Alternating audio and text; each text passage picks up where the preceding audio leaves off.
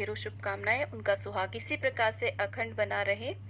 माता सावित्री की कृपा सदा सर्वदा बनी रहे। दोस्तों, आज की इस वीडियो में मैं आपको वट सावित्री की पूजा विधि करके दिखाने वाली हूँ कि किस प्रकार से आप साक्षात वट वृक्ष के नीचे बैठ करके पूजा कर सकते हैं। क्या क्या सामग्री आपको वहाँ पर ले जानी होती है, फेरी आपको कैसे करनी होती है, पूजा के नियम क्या होते हैं और पूजा के बाद जो हम सामग्री चढ़ाते हैं उसका हमें क्या करना होता है।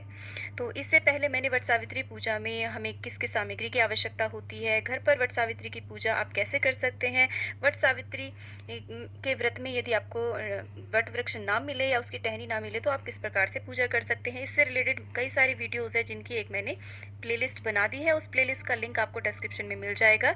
तो वट सावित्री व्रत पूजा नियम से रिलेटेड सारी वीडियोस को आप ज़रूर देखें, बहुत ही आपको हेल्प रहेगी। दोस्तों, ज्येष्ठ अमावस को वट सावित्री व्रत पूजा किया जाता है। इसे बड़मावस भी कहा जाता है। दक्षिण भारत की तरफ ये पूजन ज्येष्ठ पूर्णिमा को किया जाता है, इसीलिए इसे वहाँ पर वट पूर्णिमा भी कहा जाता है। तो ये जो पूजन है ये दोपहर 12 बजे के बाद किया जाता है। तब तक हमें एकदम निराजल और निराहार रहना होता है। लेकिन यदि आपको कोई प्रॉब्लम है तो आप जूस, दूध आदि, फल, चाय आदि ले सकते हैं। और उससे पहले करने होते हैं आपको 16 श्रृंगार। अच्छे प्रकार से आपको 16 श्रृंगार करने चाहिए, मेहंदी लगानी चाहिए, महावर, आलता, और जितना ज़्यादा से ज़्यादा हो सके उतना आप श्रृंगार करें। आप अपने शादी का जोड़ा भी पहन सकते हैं। तैयार होने के बाद में आप वट वृक्ष के पास जाएं। यदि आपको देखिए वट वृक्ष के पास किसी भी प्रकार की कोई गंदगी आदि दिखाई देती हो तो वहाँ पर आप इस प्रकार से साफ अवश्य कर लें। तो मैं देखिए वट वृक्ष का पूजन करने आई हूँ। और दोस्तों, दक्षिण भारत में ये त्यौहार है ना, वो वट पूर्णिमा यानी कि ज्येष्ठ पूर्णिमा को किया जाता है। उत्तर भारत में ये ज्येष्ठ अमावस के दिन किया जाता है। पूजा के नियम, पूजा विधि सब सेम ही रहती है। और इसके बाद में देखिए श्रृंगार किया जाता है वट वृक्ष के पत्तों से। इस प्रकार से आप चाहें तो माला भी बना सकते हैं या बाने जनेऊ अर्पित किया। इसके बाद में तिलक करेंगे। वट वृक्ष में ब्रह्मा, विष्णु, महेश तीनों का यहाँ पर वास माना जाता है। तो तीनों का ध्यान करते हुए आप इसका पूजन करें। चाहे तो आप देखिए त्रिदेव की मूर्तियां रख सकते हैं यहाँ पर मिट्टी के बना करके, और तीनों देवियों की मूर्तियों की भी स्थापना कर सकते हैं, जैसे कि महा सरस्वती, महालक्ष्मी और गौरी मैया की तो हमने यहाँ पर स्थापना ऑलरेडी की हुई है। तो उनका भी आप विधि विधान से पूजन कर सकते हैं। वैसे बेसिकली आज के दिन वट वृक्ष का ही सर्वप्रथम मुख्य रूप से पूजन किया जाता है। उसके बाद में देखिए हमने कलश का भी पूजन किया है, सभी को टीका कर दिया है, चंदन से, रोली से सिंदूर अर्पित किया है गौरी मैया को और सावित्री मैया को। उसके बाद में ऐपन जो हम घर से बना करके लेकर के आए हैं वो लगा देंगे। अच्छी प्रकार से वट वृक्ष पर आप 7 बार, 11 बार अर्पित करें। उसके बाद में जो भी आप श्रृंगार की सामग्री लाए हैं उसको यहाँ पर चढ़ा दें। आप चाहे तो अपने यूज़ के लिए कोई भी चीज़ लाए हो वो भी यहाँ पर माता को चढ़ा करके बाद में आशीर्वाद स्वरूप में आप उनसे ले सकते हैं।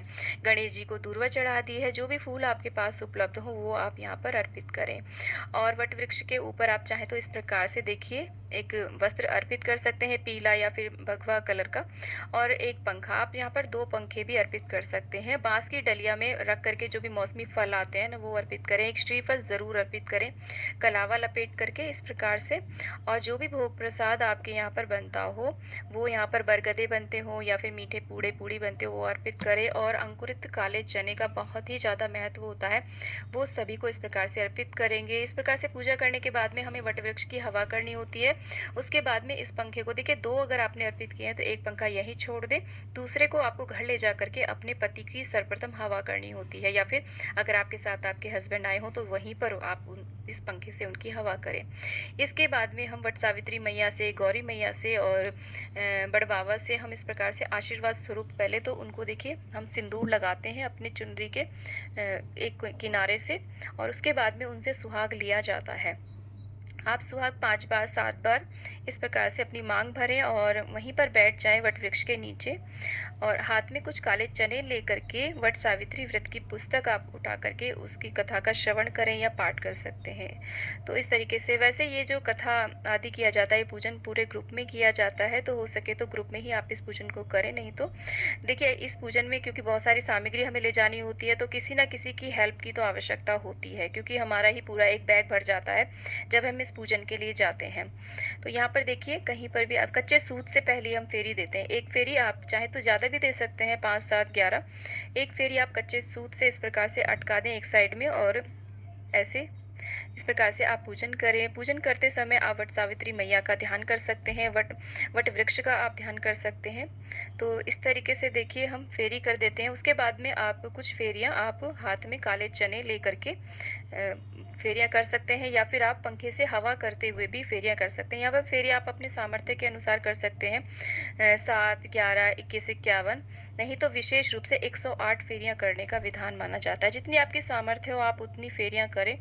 उसके बाद में देखिए थोड़ी-सी कपूर आप एक दिए में रख कर के छोटा-सा हवन अवश्य रूप से करें, क्योंकि अमावस का दिन होता है। हवन के अंदर सामग्री अर्पित करें, जो भी भोग सामग्री है उसे आप अर्पित करें। सभी देवी-देवताओं का ध्यान करते हुए, पितृदेवों का ध्यान करते हुए इस प्रकार से छोटा-सा आप हवन अवश्य कर दें।